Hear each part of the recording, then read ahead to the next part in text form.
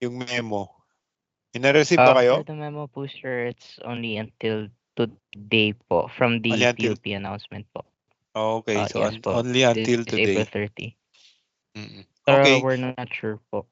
Yeah. Sige, sige. Sa May 2, no? Hindi pa kayo sure. But anyway, yun. So, malaki na yung effect niya sa scheduling natin. So, supposed to be, we have a quiz today, a lecture and a quiz. Since wala. And I don't know, next week, is it still online next week? Yun na yung schedule natin ng online, ano? Supposed to be? We'll check. Pero since naka-online tayo ngayon, we will not be doing yung quiz, but once na nag-face-to-face tayo, we will have our quiz, and then another face-to-face, we will have our midterms. Okay? So, abangan nyo yun, ha? First quiz and then the midterm. Supposed to be dapat today or this week is midterm week. Delayed na rin ba kayo doon sa ibang subjects nyo or natapos na kayo nag-midterm?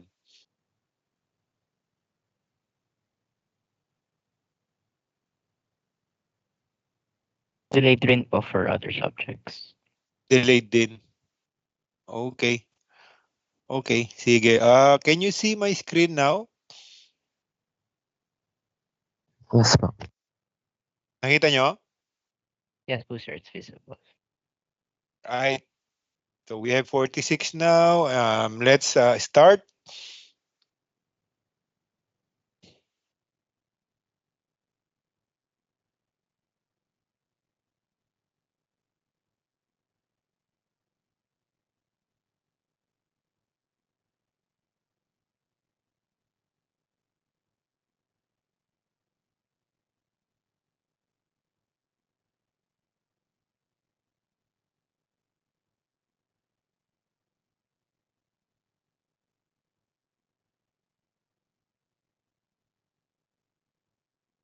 Okay.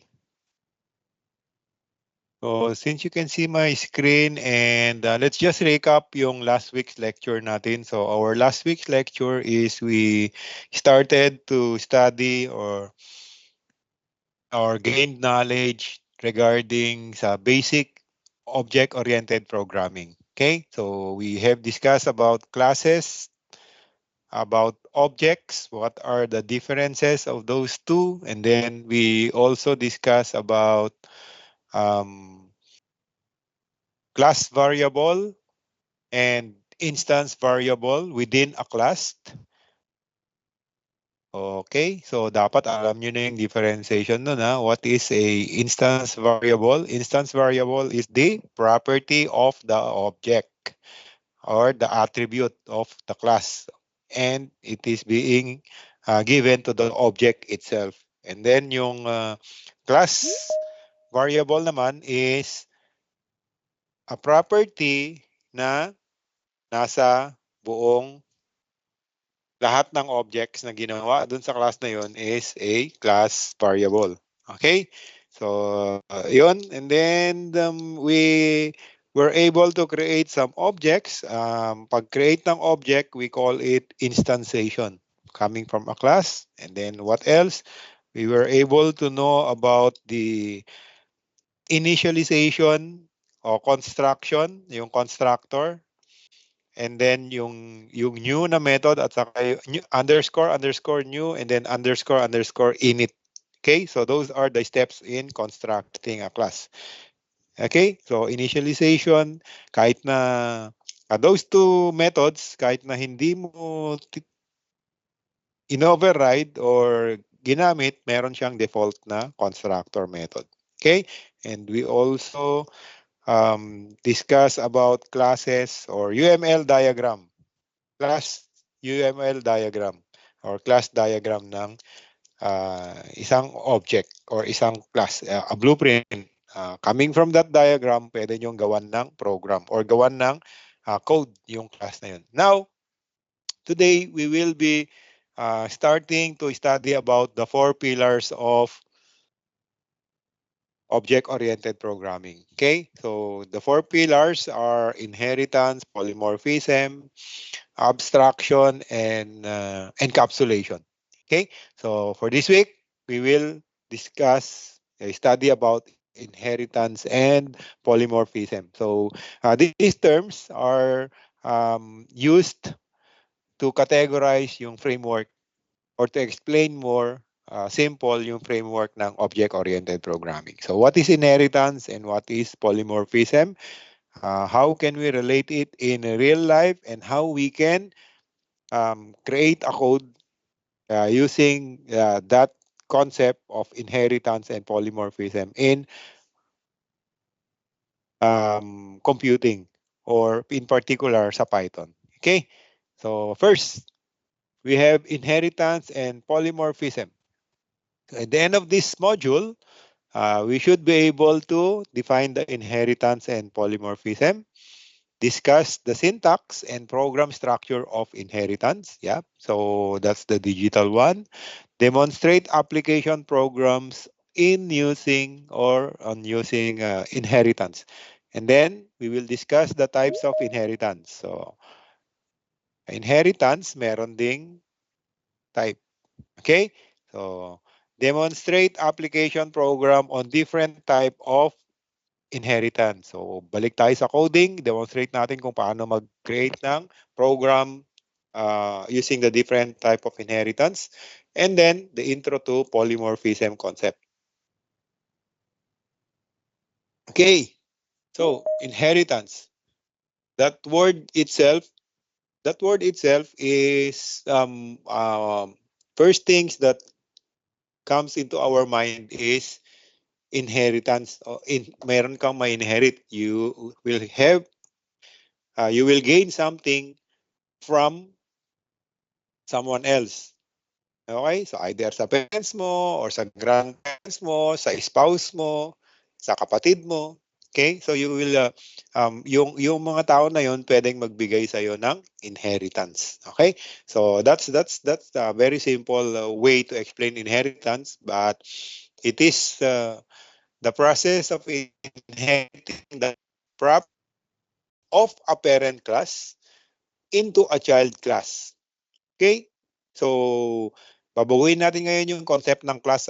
Last week, nag-create lang tayo ng class, nag-create lang tayo, and then nag-instantiate tayo ng class. But right now, may mga nag-uusap yung mga classes. Yung mga ginawa nating class, pwedeng mag-usap yung mga yan. So, one class can become a parent class, the other class can become a child class or a subclass. Okay? So, yung parent class or the base class can give something doon sa child class, doon sa tumawag sa kanya. So, kumbaga parang ako yung parent class or ako yung base class, bibigyan kita ng mana. Bibigyan kita ng method. I will give you methods na meron ako, and I'm also giving you the authority to access my properties. Imapamana ko sa'yo yung mga property ko. Okay? So, ulitin ko lang house rules natin is I am going to ask some questions, and sasagot nyo dun sa chat, and then also I'm going to get some confirmation na mag-thumbs up kayo from time to time just to make sure na naintindihan nyo. And I'm not monologuing dito sa room natin. Okay? So, hindi ko nakikita yung kung nakikinig kayo or what, but circumstances, kailangan natin mag face-to-face for safety of everyone.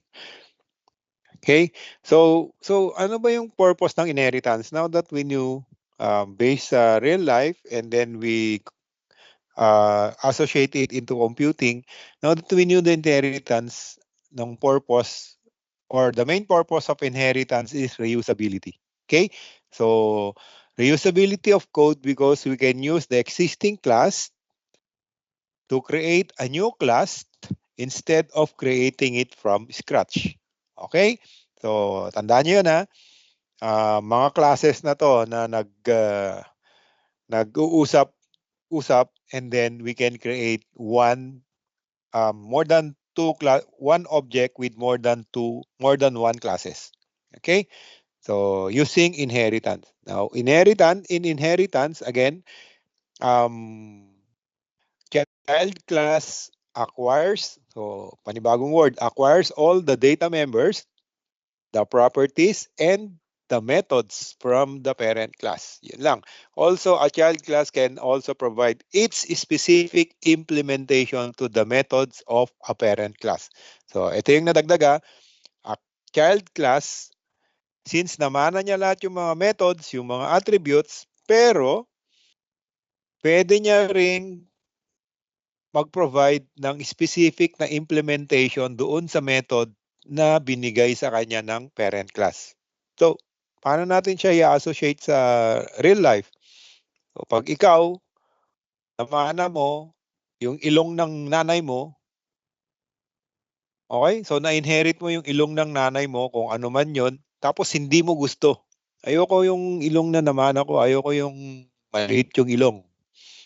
So, ang ginawa mo is, pwede kang mag-implement ng sarili mong ilong. Pumunta ka kay Belo, pumunta ka, ipatangos mo, ipatabas mo. Okay? Pero, meron ka pa rin ilong. Nagets nyo? So, pag hindi ka happy, pag hindi sufficient yung implementation ng method na yon na namana mo, you can provide your own specific implementation. Naintindihan? Can I get a thumbs up?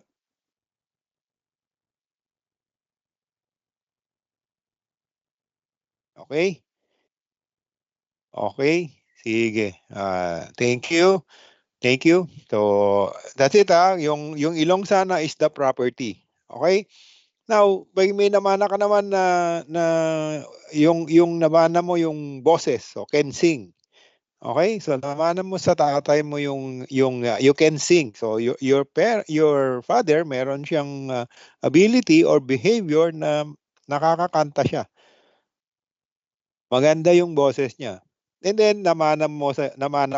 Maganda rin yung boses mo. So it's up to you kung pagagandahin mo pa siya or okay ka na doon sa namana mo. It's up to you. It's up to yung implementation. So kung pareho kayong can sing, so kung okay na sa yung namana mo, okay na. That's it. Pero kung gusto mong ma-improve o gusto mong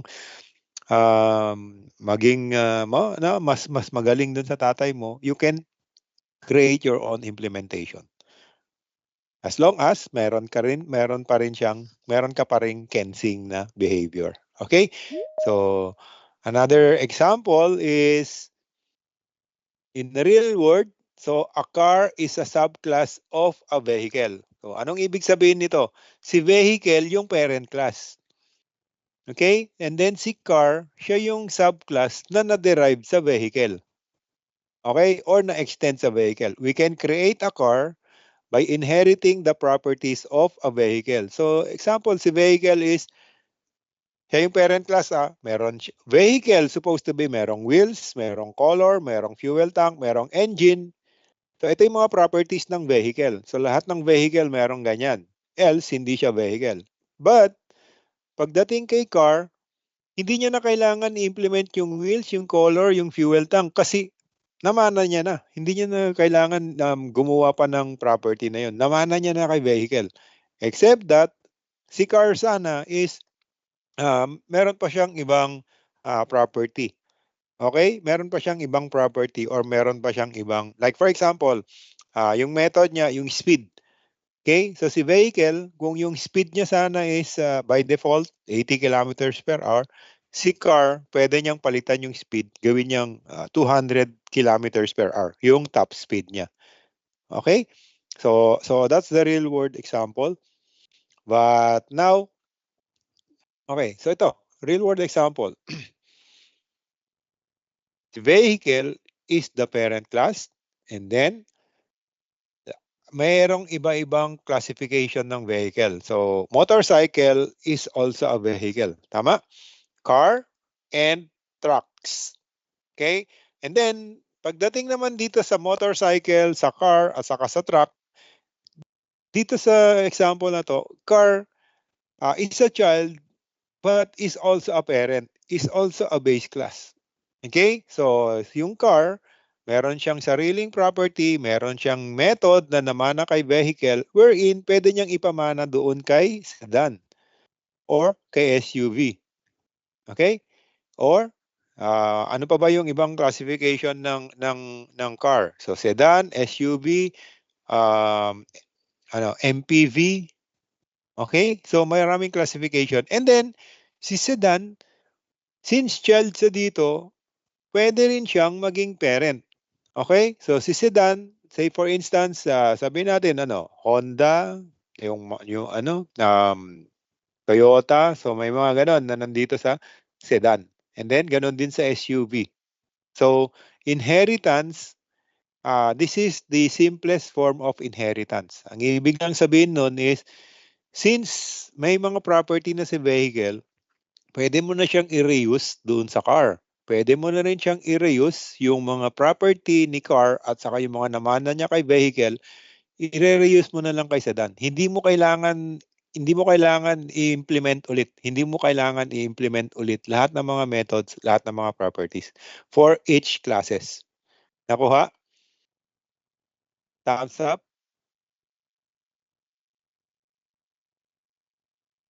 May question? Kung may question, you can raise your hand or you can put it uh, dun sa chat box natin. Okay?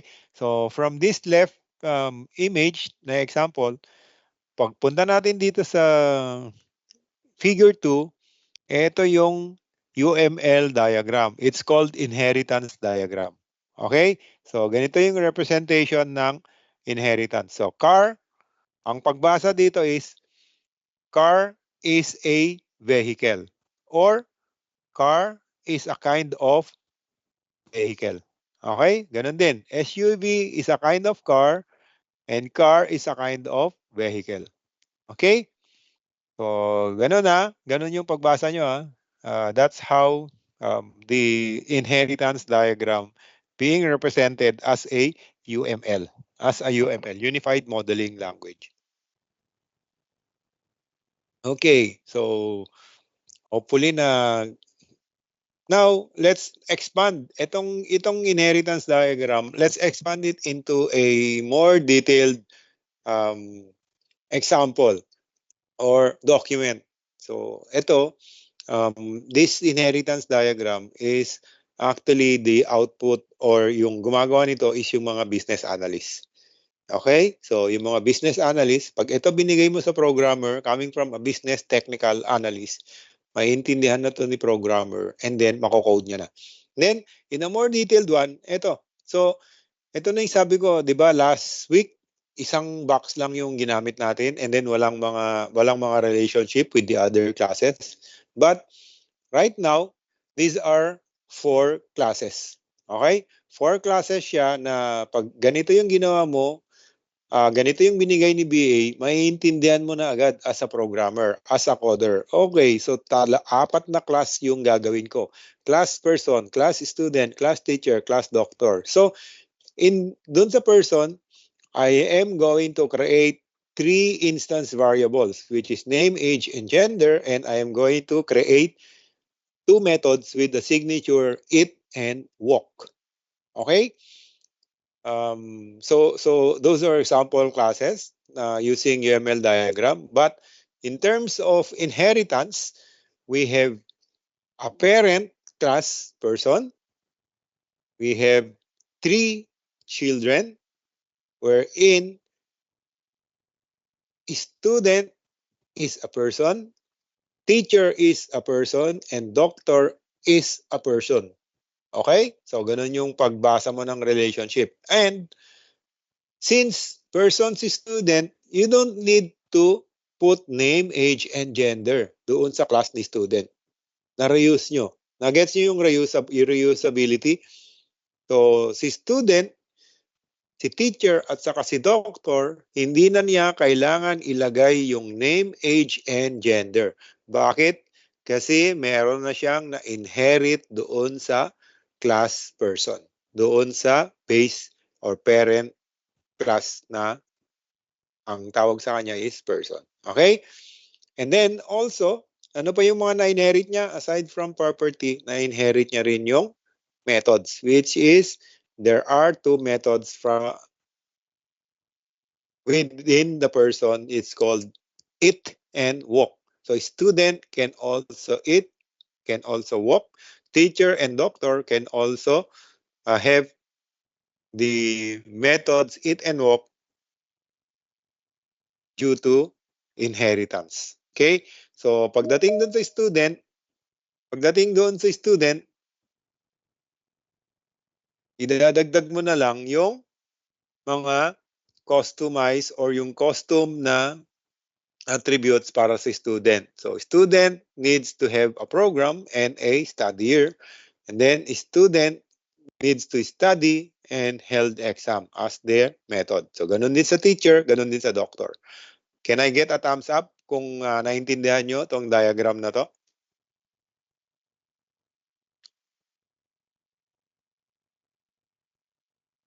Okay, so madali lang ha. May question ba? May clarification? At this point, walang clarification? Okay, Mark. Sir, pwede ko naman po mag-inherit sa more than 2 classes, no? Sige, mamaya mamaya explain natin yon. But pause muna natin yung question mo. Pwedeng mag-inherit sa more than 2 classes. Sagutin natin yon mamaya. And then last week, meron ding nagtanong about super. Hindi ba natin nasagot? Kasi nandito pala yon yung lecture na yon. Okay? So meron tayong pinakitang super na method sa ano ba yung super, sabi. So mamaya malalaman natin dito. Okay? So 2 questions. We'll pause it for now, but sasagutin natin siya.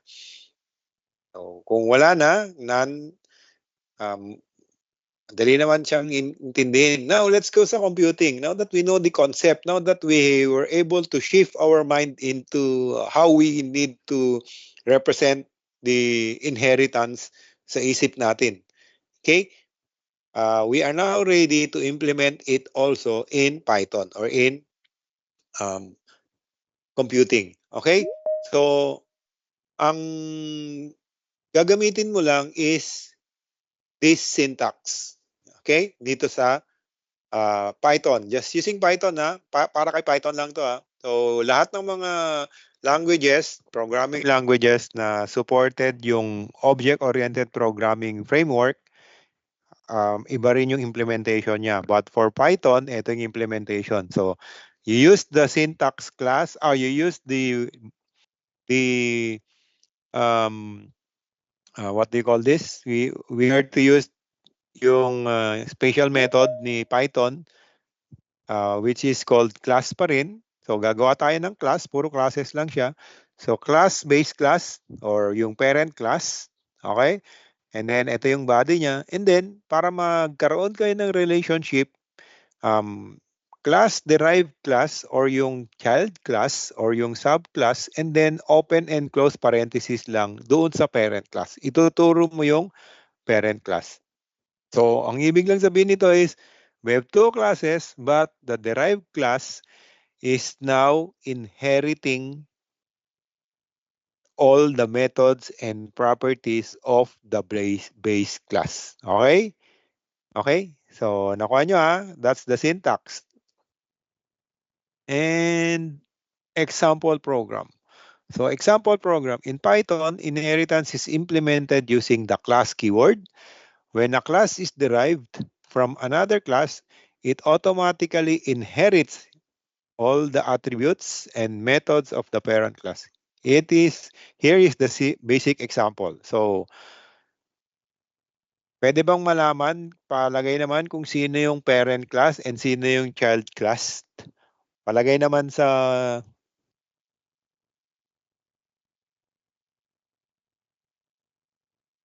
chat.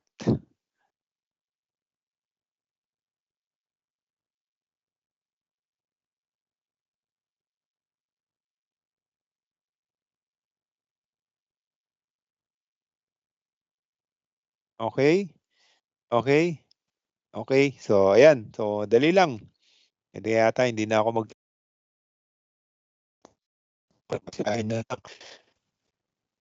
Okay? Walang dig dog. Neil, dog yan walang dig. Okay, so thank you.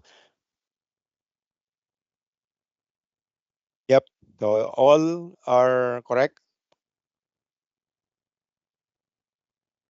So ito lang class animal. So this is the parent class with constructor initialization was defined. And then it has a method na speak, sorry. And then meron siyang instance variable or attribute na name. Okay? Meron siyang name na attribute. Now, here's another class, dog animal. So ang ibig sabihin, dog is an animal. Tama? So dog extends animal. Parang ganun. So dun sa Java, ang tawag sa kanya extends. Okay? Extends. Is an animal. Okay? And then, si dog, ayaw niya yung implementation hindi pwede yung implementation ng animal kasi. Kasi nagre-raise siya ng error. Subclass must be implemented. Okay? So, ibig sabihin, si dog, kailangan niyang i-implement si speak. Else, pag hindi mo in-implement si speak, magkakaroon siya ng error. And then, ganun din si cat. So, lahat ng mag-extend or lahat ng gagamitin yung animal is you need to define the speak method. Okay? So, with this example, ano yung output nito? Can you put the output of this program doon sa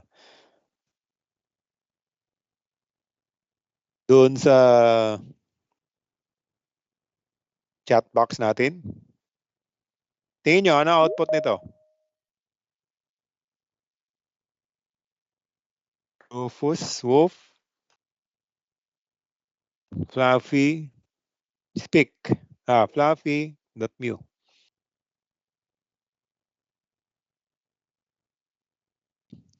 Okay? Okay? Okay. Sige. Now, I am extending yung program. Extend ko yung program Let's say for instance, I am going to create cow and then animal. Okay? And then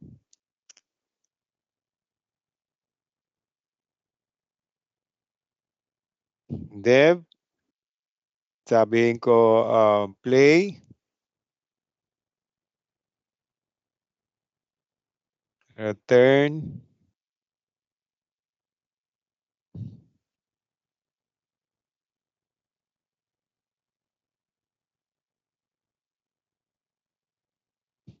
and then naglagay ako ng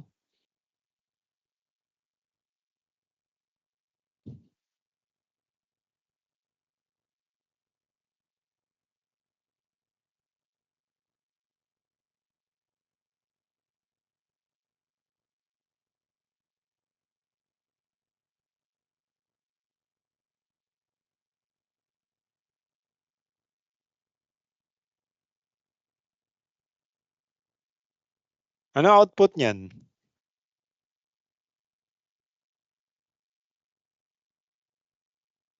Anong output? Bessie hoop? Tama ba? Bessie hoop? Okay, so sabi ni Mark, not implemented error, subclass must be implemented in abstract class. Okay? So, error, sabi ni Francen, Gabriel. Okay? So, tama kayo, no? Error to. Not necessary error, pero nag-raise siya ng error. Okay? Ang ibig sabihin nito is, si cow, since in-extend niya si animal, so na-inherit niya tong speak self. Ngayon, tinawag niya tong speak self. Ang tinawag niya is hindi dito sa cow. Tinawag niya yung method kung saan meron siyang na-inherit. Okay? So, if we are to run this, sama ko na to. If we are to run this,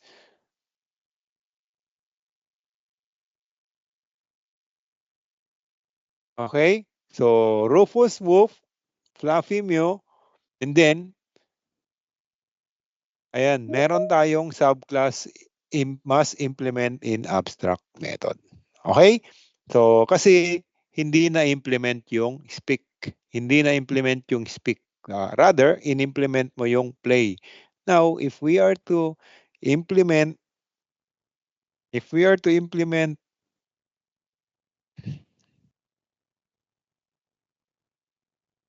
speak, if we are to implement it, dalawa na siya. Speak and sabihin natin, dagdagan natin, plus, yan, co.play. So, pag niran natin yan, okay, so move, doon na sa implementation niya, hindi siya na-satisfy doon sa implementation nung namana niya sa parent niya.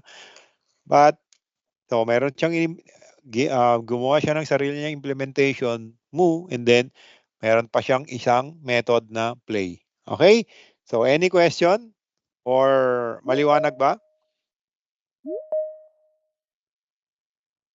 Maliwanag? What about the others? Maliwanag? Okay? Okay? Sige, sige. Thank you, thank you. Another example. Another example. So, for this one, ito yung class person. So, ito isang class, isang one lang natin to, pero ang totoo niyan is supposed to be pagka library na siya, pagka naka-package na siya as your library. Itong class animal, isang file, yung class dog, isang file, yung class cat, isang file, yung class cow, isang file. And then itong implementation, so this will be ilalagay sa isang package, sa isang library, sa isang directory. And then itong implementation na to is another file na magkakaroon ka na ng import animal from import import from animal dog, mga ganun. Okay? O depende dun sa library. Okay? So another example. So ito, like for example, this one. Or another one from these classes, meron siyang inheritance na nangyari, pero itong class cow na to or itong animal na to is still a class. Tama? Class pa rin tong animal na to. Okay. Excuse me. Pwede mo pa rin siyang instantiate. Like for example, meron tayong dev play, dev, sabihin natin get name.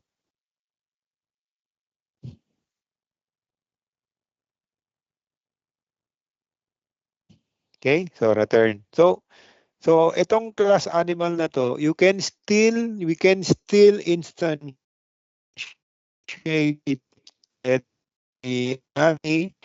equal to animal. Okay? Generic animal. And then print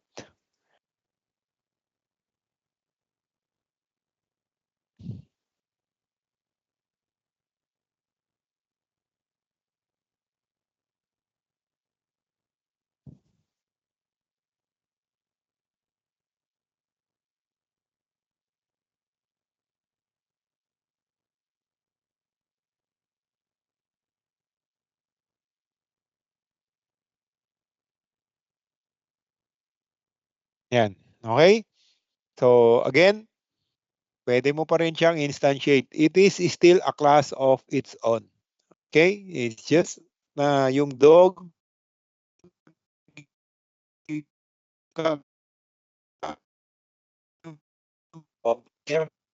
so ayan. So pag tinakbo mo siya, pwede pa rin.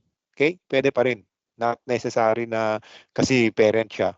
Kaya wala na siyang ibang gagawin. So pwede mo pa rin siyang instantiate. Okay? Next, another example is, again, we have F name and L name, and then just print yung first name and last name.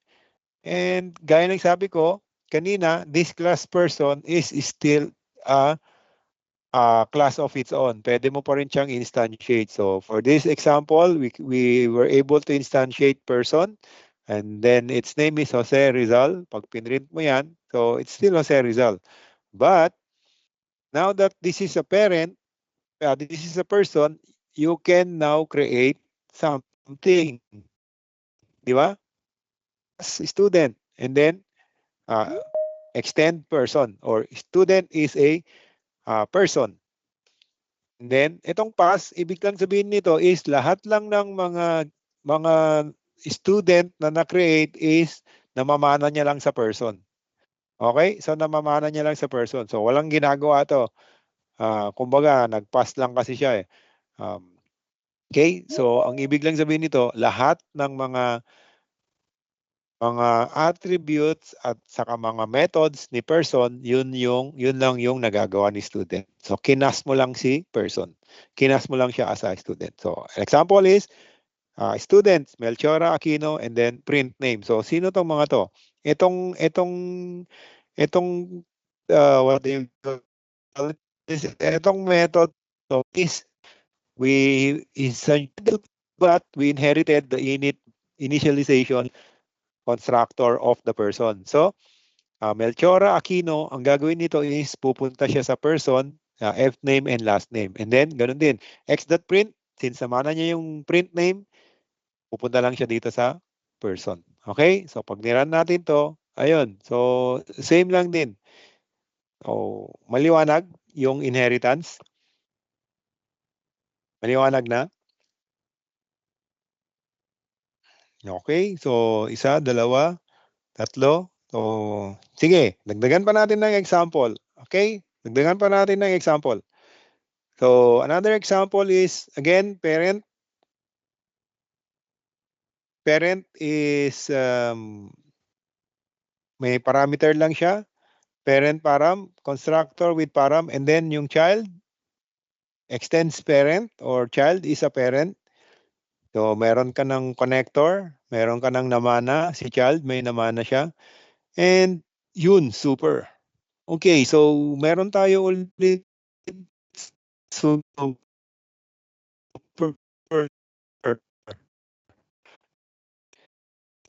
super to is from inside a child class directly the method of the parent class using super. Okay? So using super class. Super ang means dito is super class. So super that init ang tinawag mo lang is etong init na to.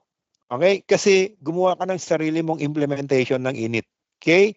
So hindi niya tatawa si child once na gumawa ka ng object, once na gumawa ka ng object ng child, ang tatawagin niya is yung init ng child mismo. Kasi meron siyang implementation ng init. Pag wala sana tong implementation, if this init doesn't have any implementation inside the child class, didiretso siya dito sa parent niya. Okay? Kasi may init yung parent niya. But since init is present in the child class, and then tinawag mo ulit yung init. Tinawag mo yung super and then tinawag mo pa rin yung init ng parent class. So tinawag mo pa rin yung init ng parent class. And then, pag natawag mo na siya, may gagawin ka pang ibang implementation. Okay? So, sagot ko na ba yung super doon sa nagtanong last week? So, ang gamit ng super is inside a child class, you can directly call a method of a parent class. Okay? So, pag niran natin to, ano kaya output nito? Can you check kung anong output nito pag niran na natin? Or can you put it doon sa chat box?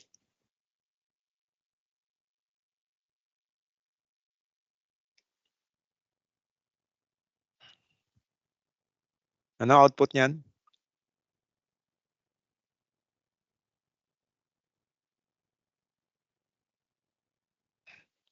Wala na? Anong output? Object C is equal to child, parent value, child value. So, sino yung una niyang tinawag? Sabi natin, ang una niyang tinawag is supposed to be yung initialization ng child. And in child, tawag niya yung init ng parent using super. Okay? So, may sumagot si Mark? What about the others? Okay, si John. Thank you. Parents, child, same. Jared, the same. Okay? So,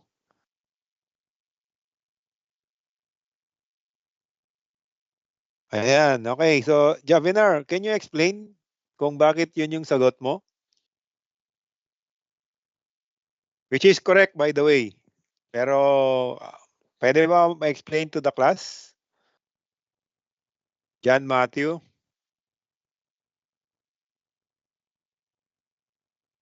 Nasaan na si John? Nasaan si Matthew?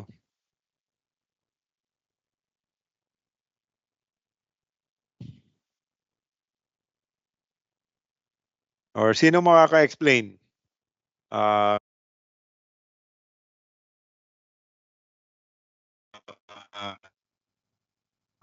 Audible po ba ako, sir? yes, yes. Sige Ayan. nga, pa-explain naman kung... Okay po. Sa una, sir, is dun muna ako sa may C equals child.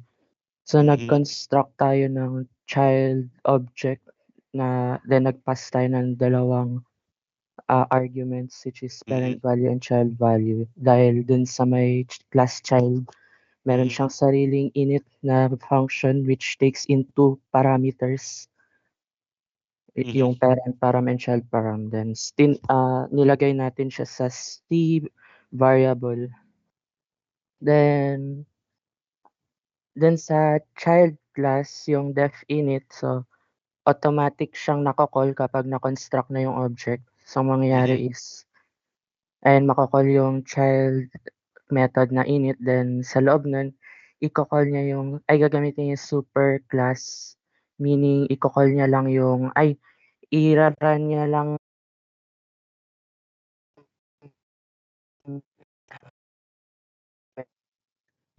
fix in one parameter, yung parent param. Okay. Yung parent param na galing sa child class, i-input niya dun sa may init method ng parent class. Then, sa loob nung parent class, yung method niya, ipiprint niya yung parents constructor with param self.parent param. So, yung parent value na in-input natin dun sa child object, yun, kukunin niya yun, then ilalagay niya dyan sa print function.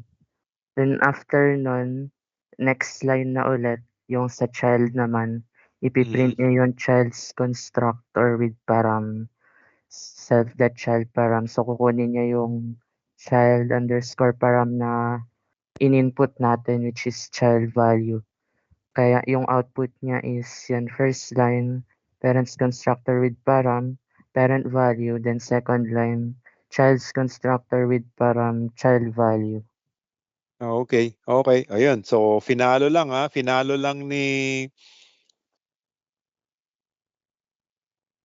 Finalo lang ni Mark, ni Christian yung flow nung code, which is very good and elaborated naman yung explanation. Okay? So, kung may tanong, wag na kayo sa akin magtanong kay Mark na lang.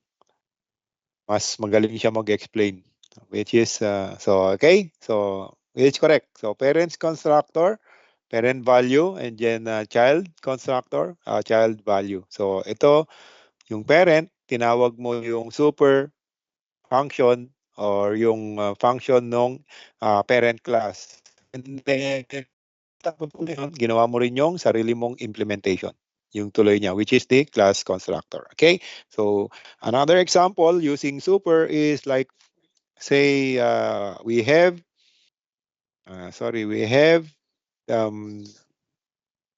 deaf, and then ano ba to? Parent, Parent. Can sing. Ayan, sabihin natin, can sing. Okay? Ayan. So, self. Ayan siya. And then print.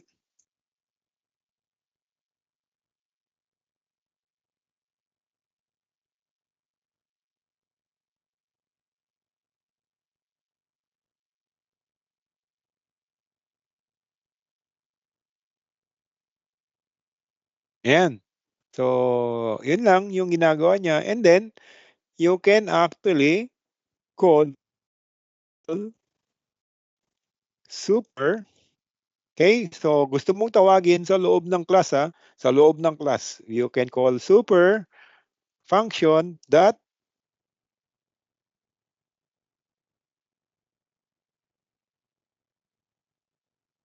nasaan na siya? Hindi pa siya, save muna natin siya. Control S, Control S, Control S. Super that, ayan, ito na. Can sing. Okay? Gets nyo? So, another example ng super. Okay? So, pag nirun natin yan, ayan.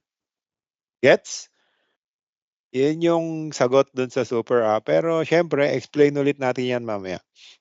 So, now, let's have the different types of inheritance. So, meron pa tayong isang tanong kanina na yung inheritance po ba pwedeng maraming parent? Of course. Pero tingnan natin kung paano. So, types of single inheritance is we have type of inheritance. Types of inheritance. First, we have single inheritance. So, in the single inheritance, a child inherits from a single parent. Okay? Single parent class. So, parent, single. So, ganun lang. Okay? Simpleng implementation is we have class animal and then dog animal. Tama? Pag nirun natin yan, no explanation needed. This is a sample of single inheritance. Next. So, here is the answer to the question. Okay? So, multiple inheritance. Ang tawag doon is multiple inheritance.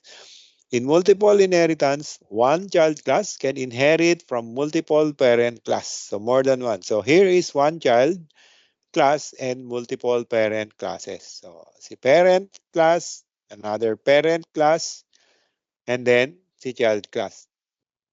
So, paano natin siya gagawin sa Python?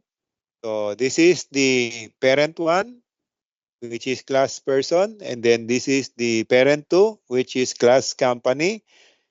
And para ma-implement siya, you need just to use comma.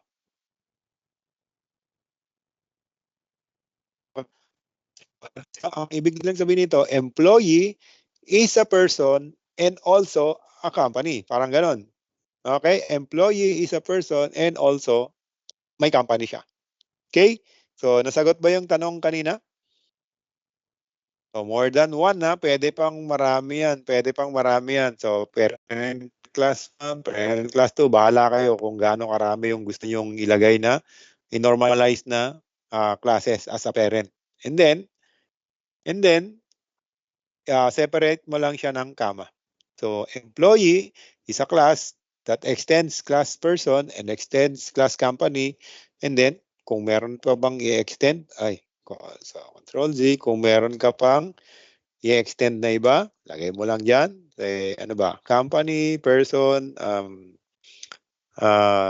ewan ko kung ano. Pero kahit ano, ilagay mo dito. Okay? So, in this example, we have class person, class company, and then class employee. So, yung class employee is merong employee info, now, if we are to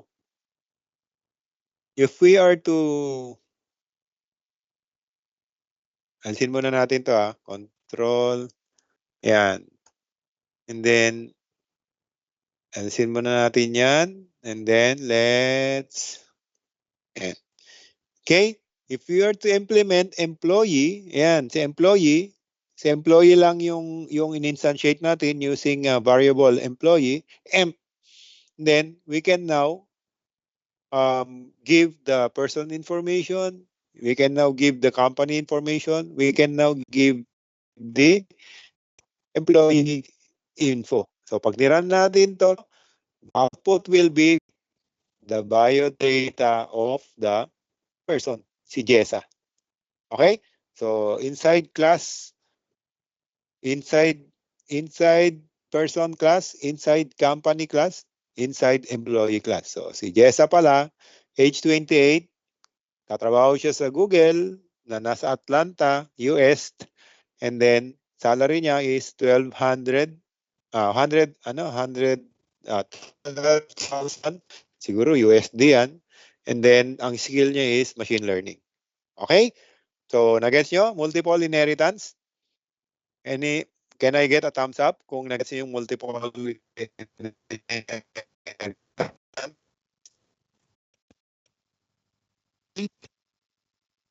Okay? Ayun, Matthew, so correct din yung explanation mo. Thank you. So, that is multiple inheritance. Now, another example, multi-level inheritance. Ang ibig sabihin naman nitong multi-level inheritance is yung parent class mo, merong nag-extend sa kanya na child class 1, and then yung child class 1, naging parent din siya ni child class 2. Which means, si child class 2, meron siyang na-inherit na methods and attributes coming from child class 1. And of course, yung mga na-inherit ni child class 1 doon sa parent class, na-inherit din ni child class 2. Maliwanag? Maliwanag? Okay, so that is multi-level inheritance. Now, in this example, what is the output of this class? This is using multi-level inheritance.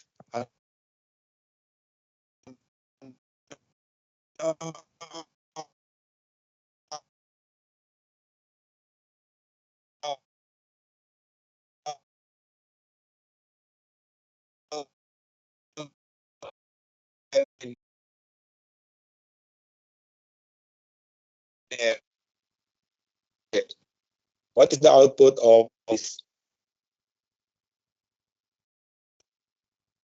code?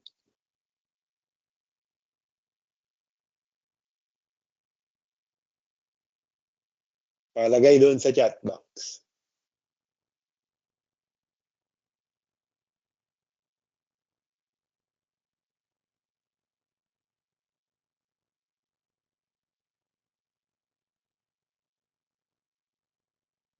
Muna si Mark.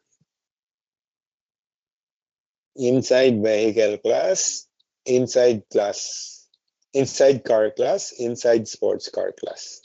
Okay, the same with Gabriel and Franzen and Jared. With Patrick, the same din. What about the others? 55 na tayo. Okay, Jeff?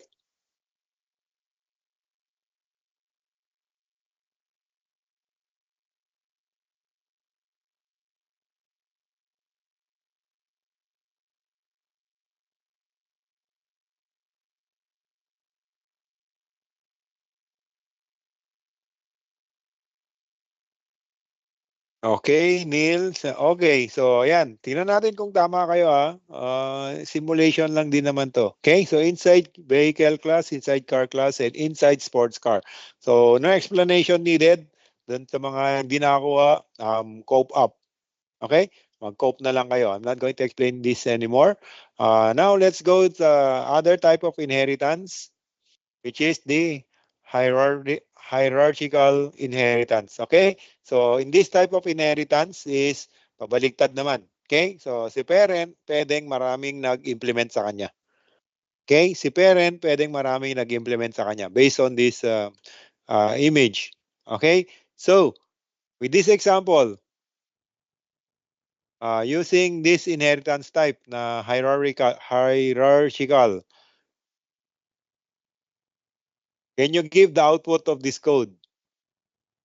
So this code, the simple explanation is we have class vehicle as the parent class, and then in-implement siya ng car at saka ng truck.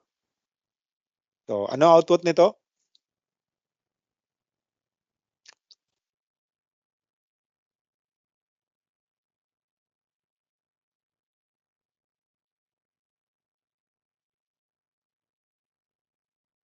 So, Francine, sabi ni Francine, this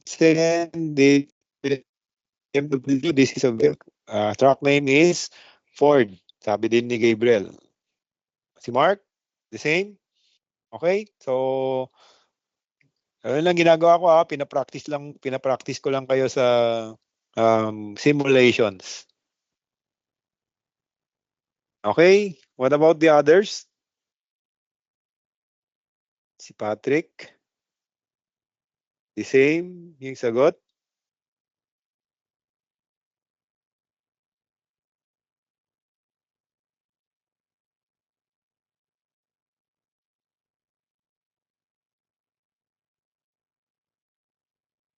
Then si Gabriel, then si Marcus, then si Jared, and then si Marian. Same yung sagot. Florence, the same. Okay, good. So takbo natin, Owen and si Aiko, si Chi. Takbo natin ha. Pag niran ko to, so this is a vehicle. Car name is BMW. This is a vehicle.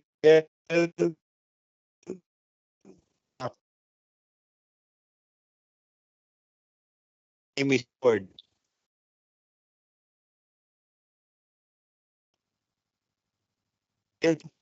Okay. Okay. So what about Cope kayo ha? Hindi ko na i-explain. Hindi ko na i-explain. Okay? So thank you.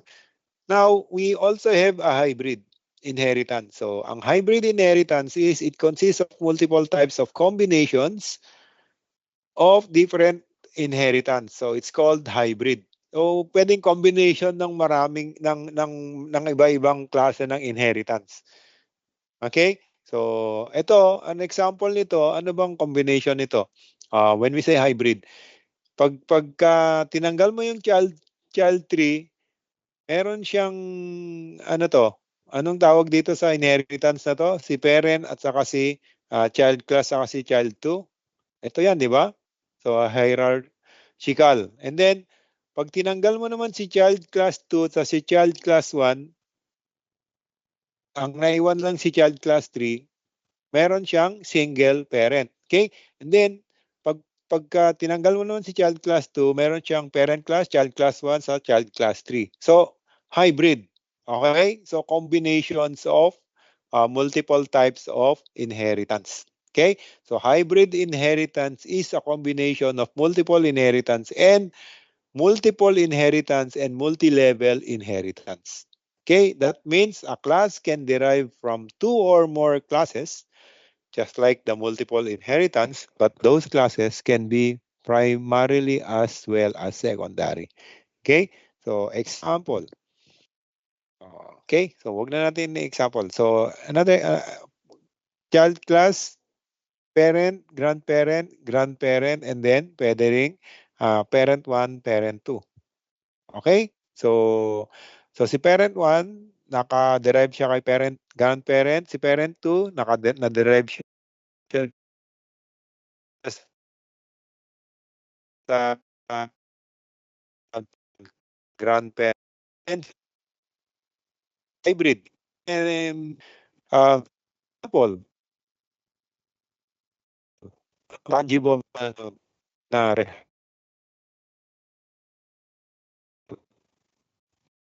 result.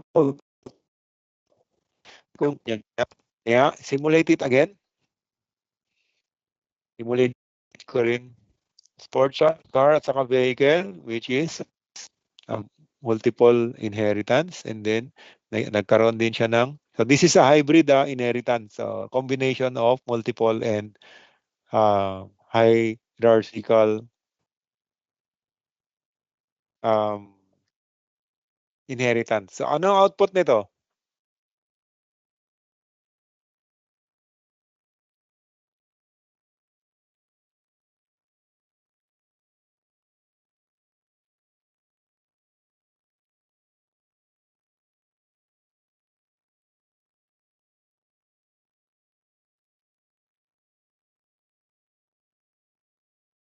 Okay, so si Gabriel.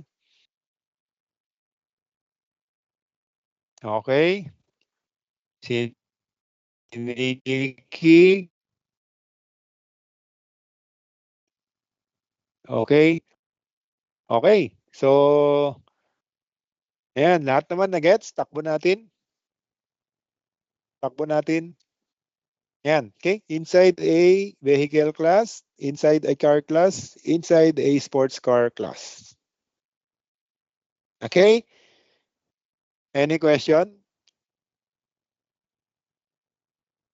Maliwanag tayo using a hybrid inheritance. So again, ang hybrid inheritance is a combination of multiple and multi-level inheritance. So ito yun. So tama ba? Ito ba yung natin? Ito ba yung ginawa natin? So si child class 3, which is sports car, is in-implement niya yung car at saka yung ano pa yung ano in-implement niya? Car and vehicle. Okay? And then each si car, in-implement niya rin yung vehicle. Okay? So ito, in-implement niya to and then in-implement niya rin to. So which is a hybrid. Now, balikan natin yung super. So sabi natin, a super is, let's review it again. Na-explain naman na natin kanina. When a class inherits all the properties and behavior from the parent class is called inheritance. In such case, the inherited class, okay? The inherited class is a subclass and latter class is the parent class. In child class, we can refer to a parent class by using the super function. So pag sinabi mong super, ang nire-reference niyan is yung parent class. Okay? So, kumbaga parang object yung super na ang object nun is siya yung parent class. Na pag dinat mo, lalabas yung mga method sa attribute ng parent class na pwede mong i-access. Again, ang keyword dun is sa loob lang ng subclass. Okay? So, benefits is we are not required to remember or any parent class name to access its method. Kasi gamitin mo lang yung that, alam mo na agad na ina-access mo yung parent class or yung parent functions. We can use super in both single and multiple inheritance or any inheritances.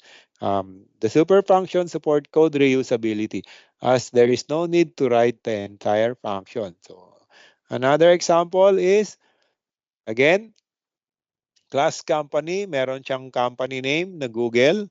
And then, dito sa class employee, in-extend niya yung company. Tapos, sa loob ng class, sa loob ng info, tinawag niya yung super. So, this super here, again, is the super class object. Okay? Siya yung company. Siya yung company. Then, tinawag mo yung method. Okay? Ulit, sa loob lang ng class. Okay? Sa loob lang ng class. So, example, pag niran natin to, Jessa works at Google. Ayun, si Marian, di ko pa tinanong, sinagot niya na. Okay? So, Jessa work at Google. Okay? So, subukan natin kunin to Control C. Subukan natin ilagay dito. Control V. Yan. Subukan. Kumbaga, EMP super. So, ginamit natin yung super sa labas ng class. Sa object natin ginamit. Pag niran mo yan, hindi pwede. Okay? So, the keyword there is yung super, ginagamit mo lang siya sa loob ng child class. Okay? So, dito lang sa loob lang nito. Because this is a child class na in-extend niya yung company class. Maliwanag? Maliwanag? yung gamit ng super. So, kailangan alam nyo yun, ha. Kaya dinelay ko yung explanation kasi meron talaga siyang slide. Okay? So, alam nyo na yung constructor, which is init, new at saka init. Then, ngayon, alam nyo na rin yung super. So, maraming code yan na ginagamit yung super. Okay? It does means super class or parent class. Na ang gamit lang ng super is sa loob lang ng child class. Okay? So, ayan, error. Takbo na rin natin. Okay? So, si Google. Now,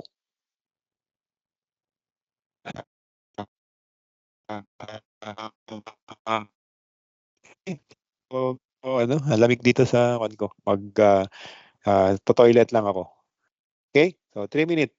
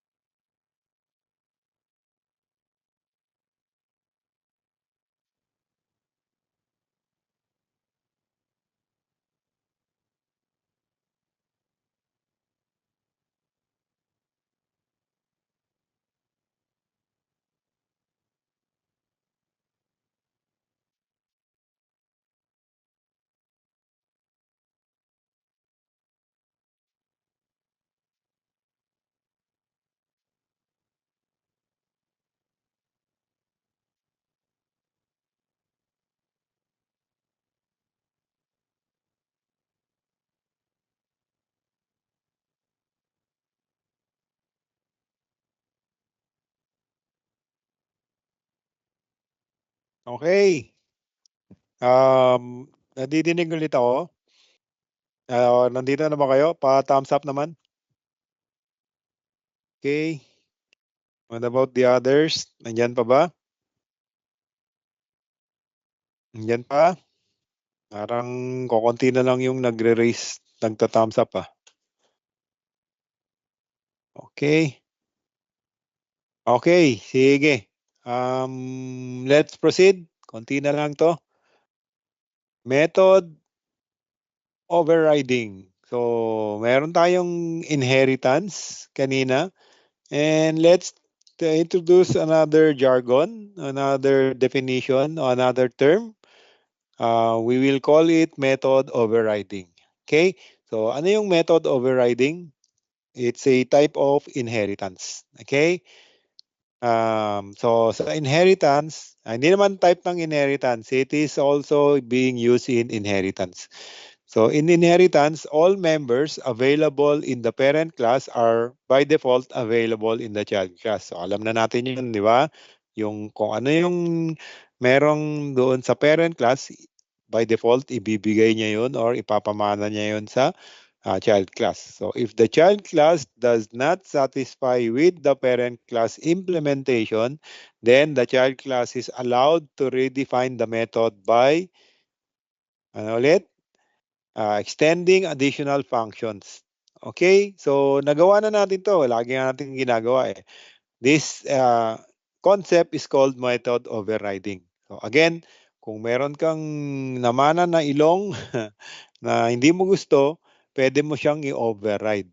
That's why it's called method overriding. As long as pareho sila ng signature, pareho sila ng ilong. Okay? Pareho sila na ilong. When I say signature, kung speak sana yung method name niya and then meron siyang parameter na dalawa, dapat doon sa child class, pag hindi siya na-satisfy doon sa method ng parent class, pwede niyang gamitin yon, i-override niya yung speak. Gagawa lang siya ng method na speak and then dapat dalawa rin yung parameter. So yun yung signature. Tandaan niya yung signature ha. So example, when a child class method has the same name, the same parameter, and the same return type. So, yun pala yung tatlo. Yun yung signature. Itong tatlo na to. Name, parameter, and return type, it's called the method signature. Method in class is said to override the method in the parent class. So, meron sana tayong parent class na shape. Wherein, doon sa shape na yon is meron siyang draw na method. Okay? And meron sana tayong tatlong classes na mga shapes, square, circle, hexagon. Of course, si square, meron siyang customize yung draw niya, supposed to be. So, ang gagawin niya is, papalitan niya yung draw, yung default na draw ng shape, papalitan niya ng implementation para makapag-draw siya ng square. Okay? Ganon din kay circle. Papalitan niya yung implementation or siya yung mag-implement ng draw na namana niya doon sa shape para tama yung idodrawing niya. Okay? Circle, supposed to be. And the hexagon. Okay? So that is method overriding. So dito, sa example na to, dito sa example na code na to, ano yung in-override? Of course, ang sagot diyan is yung max speed kasi iisa lang naman yung 'di ba? So si max speed. So si vehicle na parent class, ang max speed na default niya is print 100 km per hour. Okay? That's the default um, implementation of the class vehicle. Now, meron tayong car and truck extends vehicle. Pero si car, uy, hindi. Yung 100 kilometer, medyo hindi tama doon sa implementation ko. So I am going to override. Okay? I am going to override the max speed method of class vehicle to my own kasi 200 kilometers per hour yung speed ko. The same with truck, uy, yung 100 kilometer by law, hindi ako pwedeng gumawa niyan because I'm a truck. Mabigat ako and I cannot be having that 100 kilometer per hour speed. Which is, ang gagawin niya is, I'm going to override the default method coming from the parent class and use by legality or yung law na 60 kilometer per hour lang yung maximum speed niya. Okay? So, in this example, pag niran natin,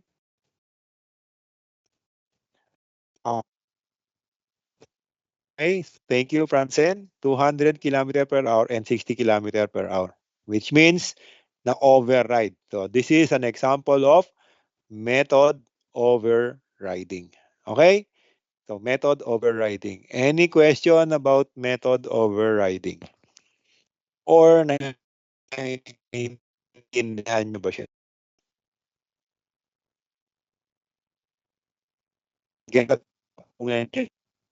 Okay? Okay? What about the others? Okay? Okay. Sige. That is method overriding. So, concept and principles lang tong inaaral natin ha. Kasi foundation siya. But pag ginamit nyo yung object-oriented programming sa coding style nyo, ganito yung mga makikita nyo. Nino-normalize nyo yung mga objects or yung mga classes. Ano ba yung example? Good example. Bakit natin nino-normalize? Good example sa library. Imagine niyo yung mga libro kung kalat-kalat. Okay? So, merong ginawang classification yung libro wherein you can arrange it by letter A, you can arrange it by letter B.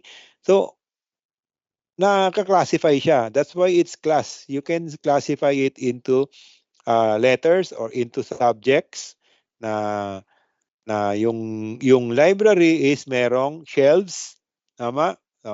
Merong room. So, nakaka-classify siya.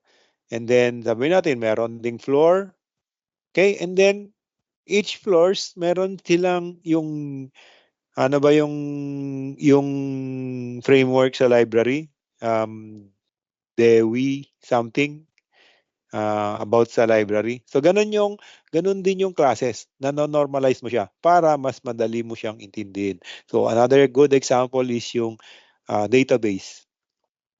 Okay? So, yung database, ito, this is already a database. Okay? So si shape is a table, si draw is possibly another table, si circle is another table, si square is another table, and hexagon is another table. Ayun, so Dewey system, tama si Lawrence. So tama pala, naalala ko. Kala ko mali. Okay? So yun yung sa library. Thank you, Lawrence. So, that's classification. So, nagawa na yan, na-invento na yan. Ang ginawa na lang ni computing, paano naman natin i-implement sa computing? Okay? Kasi mas madali yung organization pagka sinabi mo object at saka classes lang. Okay? So, yun, medyo nakukuha na kayo sa, what do you call nakukuha? Sorry, naiintindihan nyo na yung concept ng object orientation. Okay? So, I think this is the last portion, polymorphism. So what is polymorphism? Okay, so enough with the inheritance. Alam na natin yon. Now, polymorphism is the ability of an object to take many forms. Okay, so si polymorphism, galing ito sa Greek word na poly means many, and then um, morphism means form. Okay? So, morph means form, poly means many. So, many form. Okay? So, in simple words, it allows us to perform the same action in many different ways. So, same action, many different ways. Example, si Jessa, yung Jessa na pangalan natin, is acts as an employee pag nasa office siya. So, meron siyang form na employee. Then, next, pag nandun na siya sa bahay, the same si Jessa, nagmomorph siya ng ibang form, which is a wife. Okay? So, that's the second form. Then, the next is, pagka nasa gym naman siya, or nasa ibang place, nagkakaroon siya ng ibang form. Okay? So, she can become a tennis player pag nasa gym siya. So, tayo as a person is polymorphism. So, marami tayong hat. Marami tayong hat depending on the situation. So, good example is yung built-in function ng len. So, dito pa lang, alam na natin na polymorphism siya. Bakit? So, depende sa situation, depende sa scenario, kung ano yung binigay mong parameter kay len, meron siyang, nagmomorph siya kung ano yung tinatawag niyang computation. Okay? So, example, kung ang binigay mo kay built-in function na len is string as a parameter, nagmomorph siya ng, ang tatawagin ko ay pagka-count ng string. Thus count the characters. Next, if the len function, the same len function, ang situation niya or ang scenario niya is binigyan mo siya ng list. Pag binigyan mo siya ng list, oops, this is not a string, oops, this is not a dictionary, okay, this is a list. Now I am going to call the counting of elements or items. Okay? So, example is, binigyan mo siya ng 10, Emma, and 2 as the elements. Ang output niya is 3. So, that is polymorphism. And another example is pag dictionary, ang binigay mo, so madidetect niya, is this a string? No. Is this a list? No. Is this a dictionary? Yes. Now, let's count the keys. Okay? So, an example dito is 1J, 2K, ang keys niyan is 2. Okay? Any question? Maliwanag? Polymorphism? Maliwanag?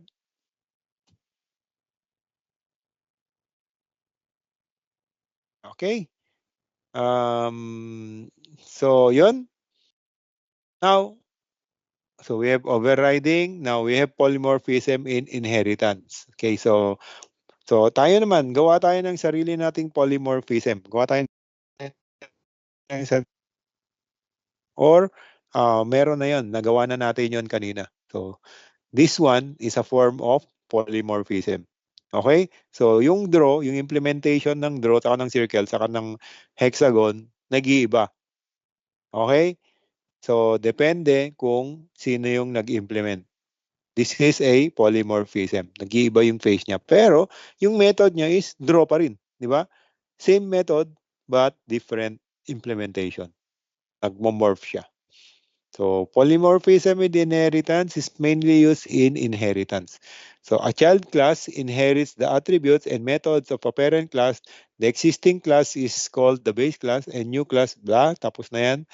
In method of polymorphism allows us to define method in child class that have the same name as the method in the parent class. So, yung method overriding by default is a polymorphism. Okay? Nagbago yung implementation niya. Nagbago yung form niya. This process of re-implementing the inherited method in the class is called method overriding. Okay? So by default, polymorphism overriding is a polymorphism. Okay? So advantage of overriding, it is effective when we want to extend the functionality by altering the inherited method. Altering. Okay? Or the method inherited from the parent class doesn't fulfill the need of a child class. So, hindi nagawa ni parent class yung gusto nating i-implement. So, we re-implemented the same method in the child class in a different way. Okay? So, yun. More time, Python first checks the object class type and execute the appropriate method.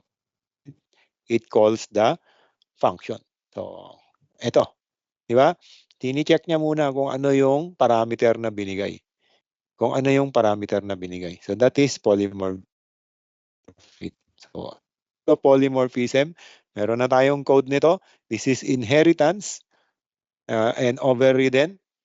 Overriding, method overriding na car track. So maximum speed is 150. Change gear is 5. Display vehicle. Okay, so yung speed saka yung change gear sa car, iba yung implementation niya. So, nag-morph siya. The same with truck, iba yung implementation niya kay gear at saka kay change gear, nag-morph din siya. That is polymorphism. So,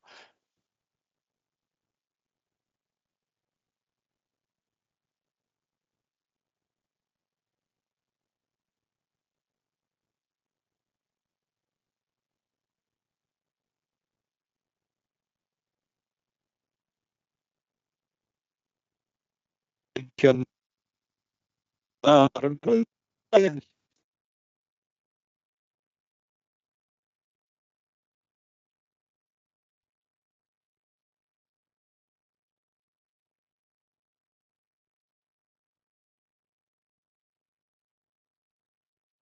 Meron?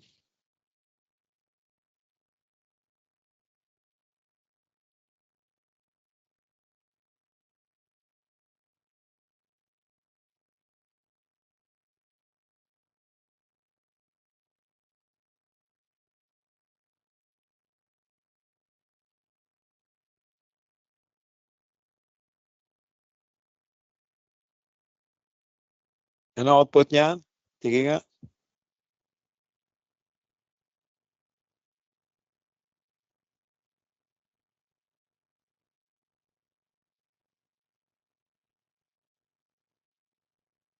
Okay, si Mark. Valedictorian si Mark ngayon. Details, car 1, red, 20,000. Car max speed is 240, change 7 gear. Details, truck 1, tama ba? Details, truck 1, white, 75. Okay. What about the others?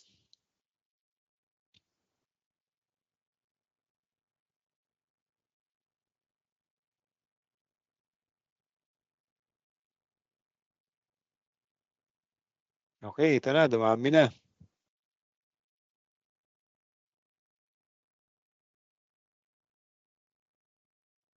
Nikki, si Mark, si Nikki, truck details, white 75, okay.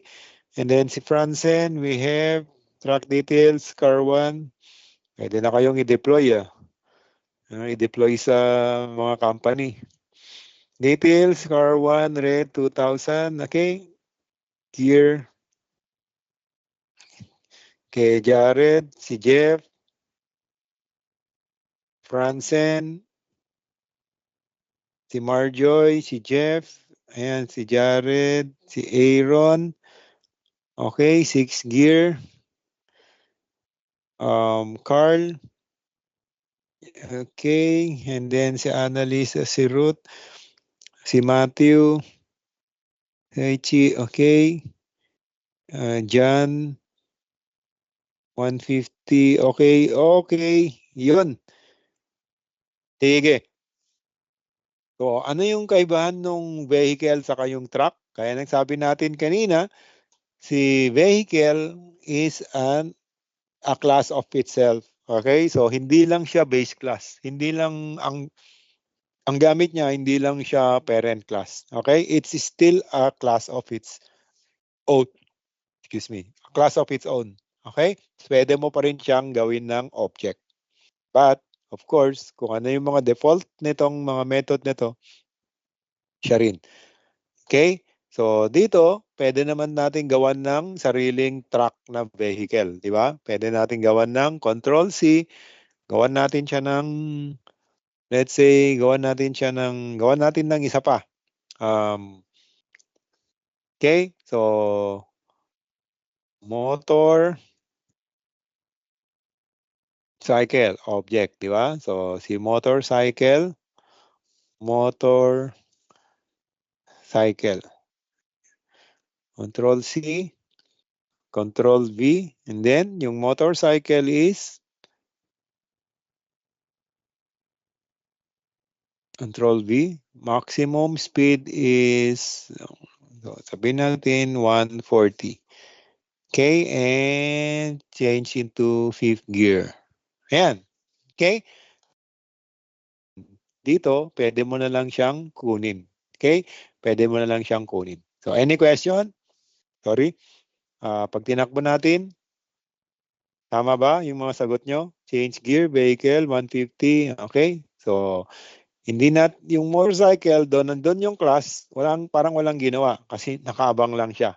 It is ready for object instantiation. Okay? Ready for object instantiation. Motor is equal to motorcycle, and then Control C. Control V.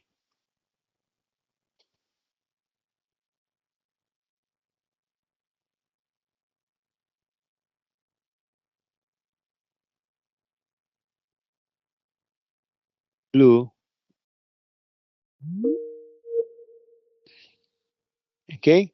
And then, you can now, so meron ng object si motor, and then you can just show the motor dot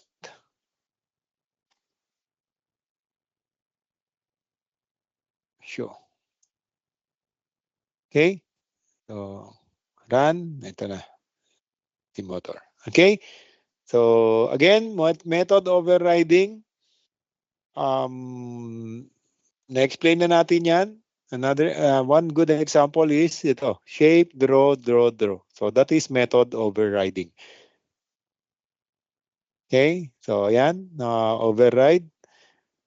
Now, let's have a lab exercise. Kailan yung next Tuesday? Ano yung date ng next Tuesday? Next Tuesday. The date is May, ano na? May 6. Tama ba? Yes po. Tama? May 6. Okay? So, May 6, dito na i-upload yung code nyo. And then, objective is to practice the OOP. Ito lang naman ang requirements. So, implement the class with class name. Anong OOP? Hook ka na sa OOP, Jeff. Okay? So, implement the base class name animal, and then meron siyang attribute, and then meron siyang method. So, ito yung mga method. And then, number 2, implement the derived classes. So, lion, bird, reptile. So, I expect 4 classes na yung ina-expect ko. 4 na classes na yon. Each of these classes should inherit from the animal. Additional methods for each class. So, aside from nakuha niya, meron kang method sa lion, implement mo yung roar, implement mo yung fly, implement mo yung crawl. Okay? And then, override method. Each derived class should override the make sound and blah, blah, blah, blah. And then, testing, create instances. Kayo na bahala kung ilang instance yung gusto nyo i-create doon sa mga derived, doon sa mga classes nyo. Call the describe, call the make sound, specific behavior. So, ano yung expected output pag niran ko yung program nyo?